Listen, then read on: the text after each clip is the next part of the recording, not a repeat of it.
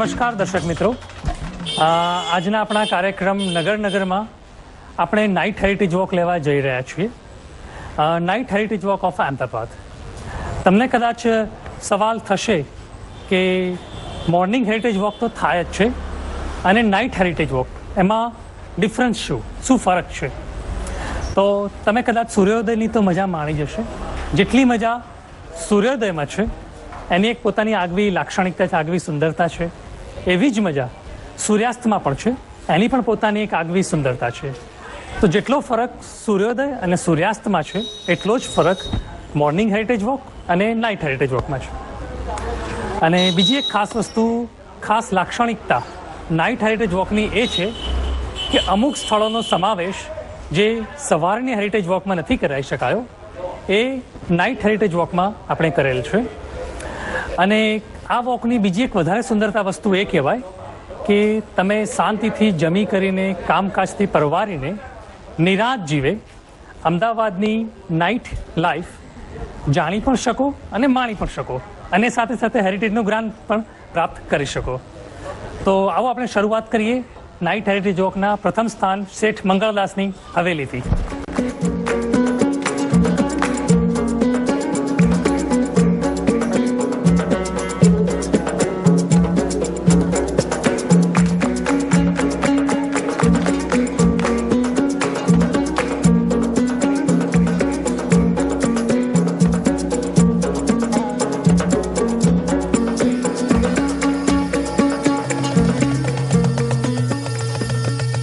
તો મિત્રો, અમદાવાદનો ઇતિહાસ તો લગભગ 600 વર્ષ જૂનો છે.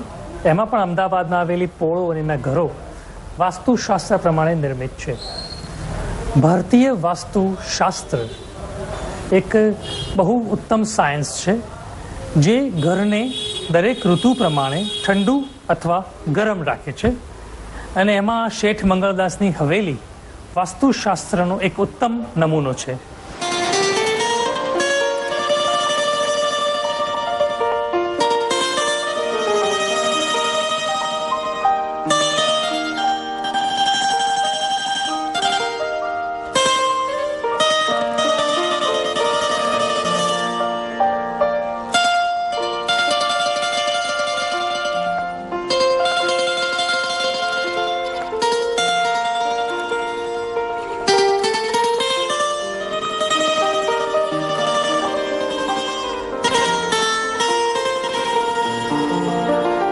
વાસ્તુશાસ્ત્ર પ્રમાણે ઘરનો મુખ્ય પ્રવેશ દ્વાર કદી દક્ષિણ દિશામાં ન ખુલે.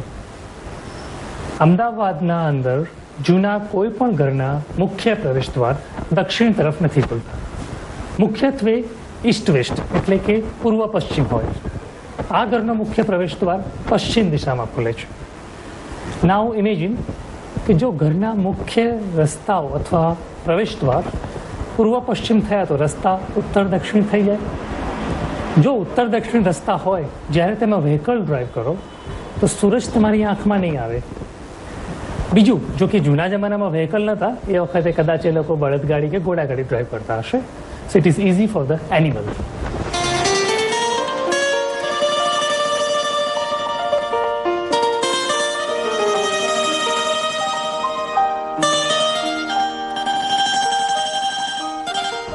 અમદાવાદના જૂના મકાનોની એક આગવી લાક્ષણિકતા હોય છે ચોક.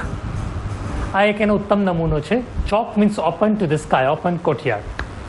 આનો અર્થ એ થાય કે જો સૂર્યના કિરણો સીધા ચોકમાં પડશે, ચોકની હવા ગરમ થશે અને ગરમ હવા ઓલવેઝ ઉપર જાય. એક વૈજ્ઞાનિક કારણ છે.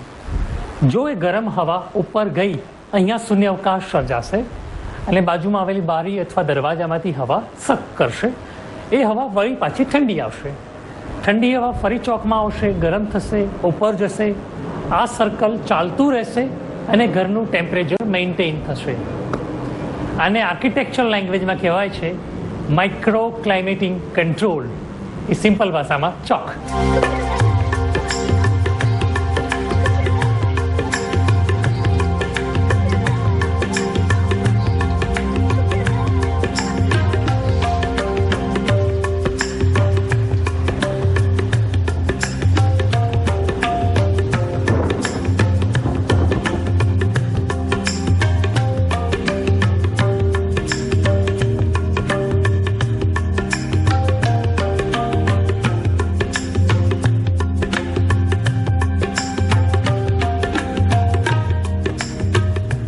આ છે મિત્રો વરસાદી પાણી સંગ્રહ કરવાનું ટાંકું, જે અમદાવાદના દરેક જૂના ઘરોમાં હોય છે.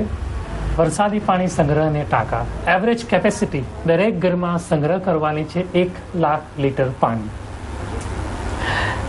વરસાદી પાણી જે છત ઉપર પડે એ ટાંકામાં સંગ્રહ થાય. આ ટાંકાની અંદર લગભગ 1 લાખ લીટર પાણી સ્ટોર થાય છે. હેરિટેજ દ્વારા અમદાવાદમાં ઘણા ઘર રિસ્ટોર કર્યા, એમાંથી ઘણા ટાંકા રીઓપન પણ કર્યા. 100 વર્ષ પહેલાં ઘણા ટાંકા સીલ થઈ ગયા હતા અંગ્રેજોના સમયમાં. વેલ, એ ટાંકામાં જૂનું પાણી મળ્યું, એ પાણી લેબોરેટરીમાં ચેક કરાવ્યું.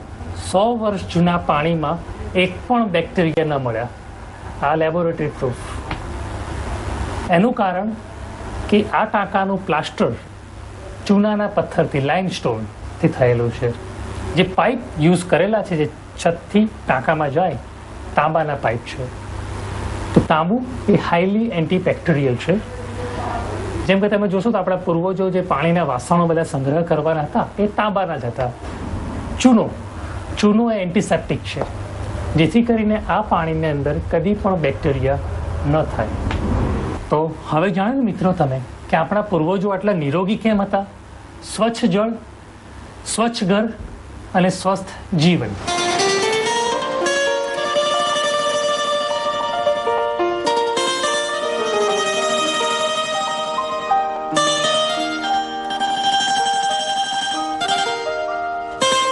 તો મિત્રો, અમદાવાદના દરેક જૂના ઘરો અથવા જૂની હવેલીઓ ભૂકંપ પ્રતિરોધકની ટેકનોલોજીથી બાંધણી થયેલી છે.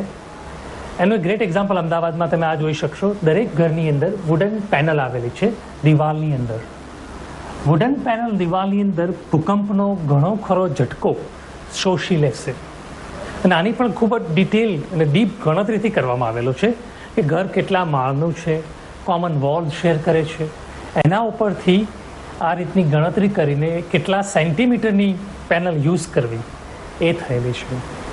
તો મિત્રો, અમદાવાદના આ જૂના ઘરો હજી પણ ઘણી સદીઓ સુધી આમ જ અડીખમ ઊભા રહેશે.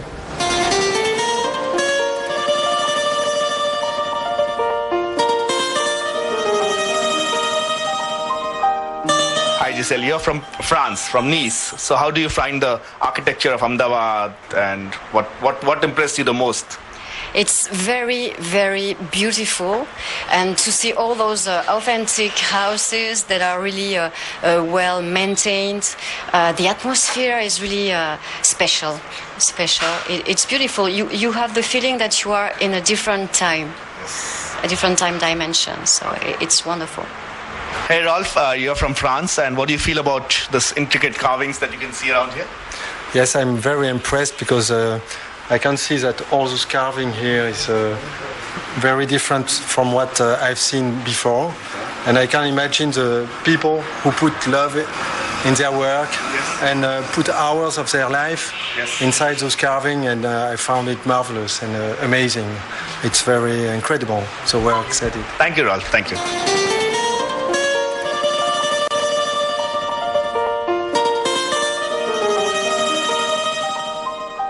હું આઈ એમ કમિંગ ફ્રોમ બોમ્બે, મુંબઈથી આવેલો છું અને વ્યવસાય આર્કિટેક્ટ છું.